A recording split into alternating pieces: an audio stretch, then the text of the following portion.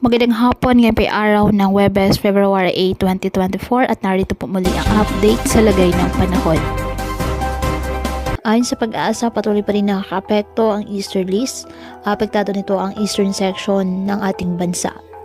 Walang bagyo o low pressure area na minomonitor sa loob ng ating PAR na maaaring makaapekto sa lagay ng ating panahon. Wala rin pong gale warning na nakataas anumang baybayin ng ating karagatan, kung kaya malayang makapamalaot ang ating mga kababayang may isda at may maliliit na sasakyang pandagat.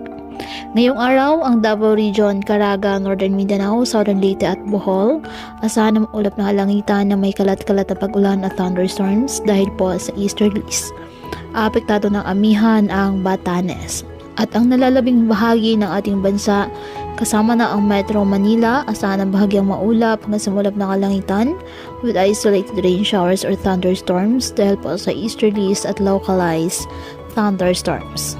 Kaya patuloy po natin na pag-iingat pa din ang ating mga kababayan sa pantapan po ng mga pagbaha at pagguho ng lupa at ugalin po na magdala palagi ng payong o kahit anong panangga sa ulan o di kaya na may sa init ng araw kapag lalabas ng ating mga tahanan.